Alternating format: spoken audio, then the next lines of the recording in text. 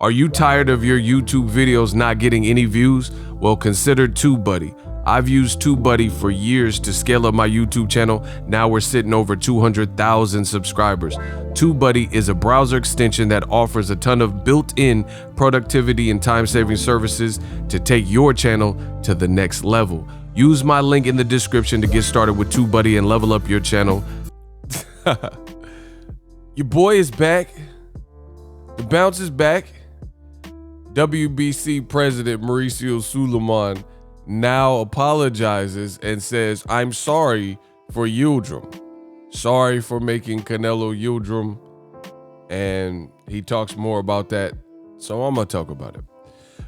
What up, Fight World? It's your boy Ego, and I'm back with some more boxing. Make sure you smash the like button. Also subscribe to my channel for the latest and greatest in boxing. Let's go. Now, there's an interview link in the description, and Mauricio Sulaiman is now apologizing for the disaster of a mismatch that was Canelo versus Yildrim, right? Quote, Sulaiman, president of the WBC, says, quote, I'm sorry for Yildrim. The paper sometimes doesn't reflect the actions, and it was very unfortunate. We had great expectations, and it's a matter where we at the WBC need to look into the process that is not working in some roads. Definitely, there are things we would have to go back and look at what is happening and how things evolved.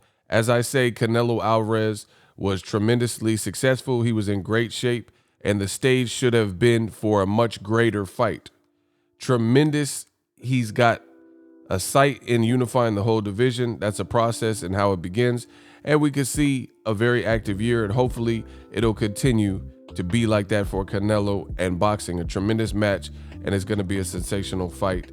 And he's referring to Canelo versus Yildrim. So this is very ironic. You mean to tell me that when I said beforehand that Canelo and Yildrim was such a miserable fight, that was a foregone conclusion, it was very easy to see what the outcome would be. Canelo is a tremendous fighter and talent. Yildrim, not so much. In addition, there were other things waning against Yildrim being or having any success, like Yildrim being out for 2 years. Inactivity, you've seen just the year off with the pandemic where a lot of guys couldn't fight. You see people missing weight. David Benavidez, Broner had to switch his weight. You have Joseph Jojo Diaz who missed weight. You've had some upsets where a guy was intended to look better. I believe this was considered an upset. Miguel Berchelt was the champion and Valdez beat the shit out of him, right? So you've seen it. You've seen it all in this pandemic, and you've seen what inactivity could do. Because at the end of the day, we don't know what some of these fighters do in their off season. We don't know how disciplined they're eating, or if they're eating, Domino's pizza and Cheetos in their off season, wondering about bills and stuff like that. We don't know how people have managed their money. It's a stressful time, or it could be. So all we do know is that Yildrim was not on Canelo's level. And it's hilarious to me that WBC president, through his own words, is now having to catch up to speed of what your boy Boxing Ego already told you. Notice this.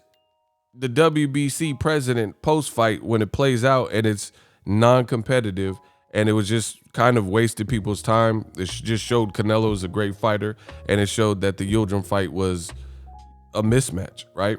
And all things considered, it wasn't a good look. 2-year layoff, coming off a loss. We don't know what type of shape he was in his offseason, etc. And that's what played out. Canelo just destroyed him. There was no resistance, no adversity. There was no moments where Canelo overly had to think. Like literally in round 1, it was a very quiet round, and Canelo was the only one throwing punches. Same thing with the second round, but Canelo got a little bit more, put some more bad intentions on his punches, and he dropped Yildrim, and then pretty much that was it.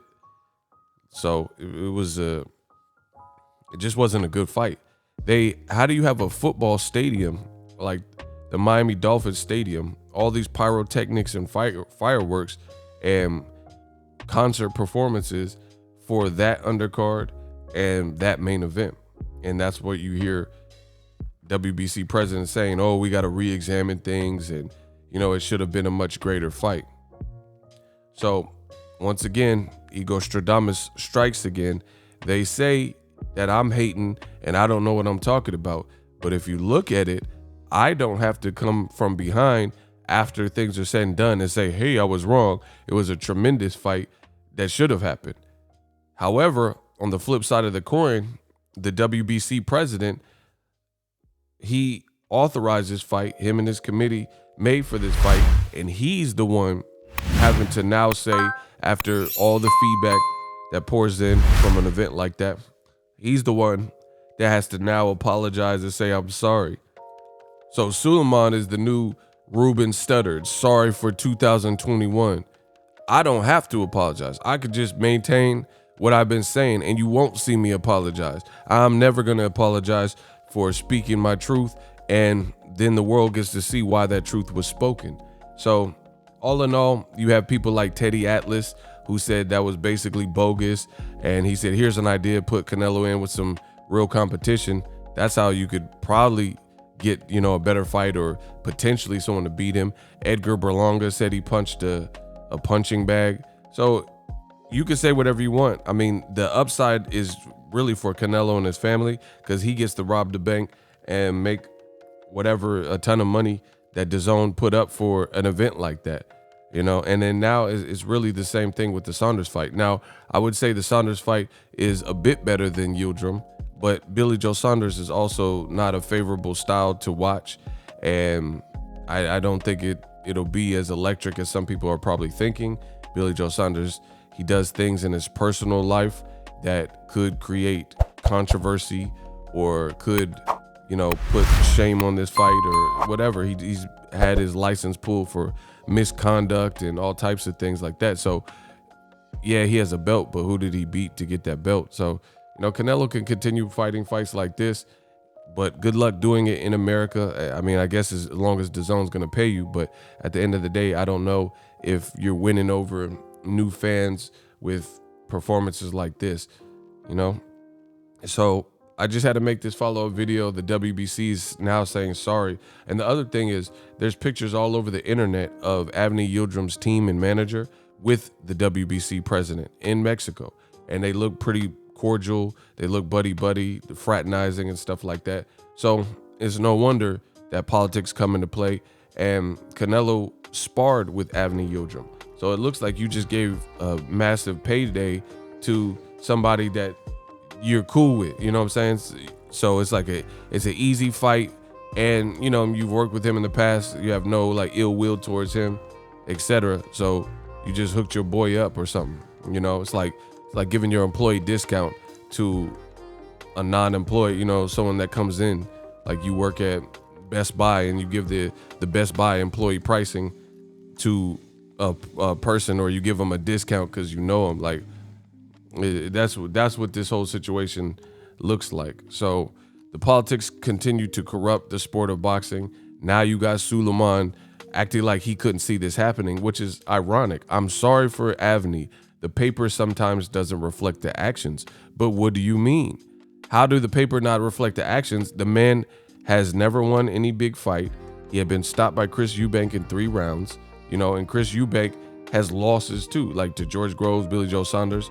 So Chris Eubanks can be beaten, but Avni Yildrim couldn't beat him. You know what I mean? So Chris Eubank beat him 3 years ago, and he's on a 2-year layoff. So how does the paper not reflect the actions? If you are smart enough and so inclined, you could have listened to my videos, and this is where I drew up the conclusion that I was blacking out the fight and I wasn't going to spend a lot of energy promoting the fight because we knew it was a foregone conclusion. So Suleiman is saying the paper doesn't reflect the actions, but if you look on paper, what happened was directly reflected and indicated by the paper. Lost to Chris Eubank in 3 rounds, haven't fought in 2 years, never had any big wins, especially with a guy like a Canelo. So yeah, it told you everything you needed to know. You just didn't heed the warning. Let me know how I did in this video. Use my link, get TubeBuddy. Also, ESPN Plus is a great way. Ton of content. ESPN Plus is a standalone, or get ESPN Plus, Hulu, and Disney Plus, all 3 apps, one low price of $12.99. And we out. So if you enjoyed this video and want more content like this on the channel, you can show your appreciation by going to the PayPal donate button or the YouTube support button, and you can donate any amount that you feel is equivalent to the value of this video. Much more to come. Thank you guys for your support. Boxingego, the future of boxing.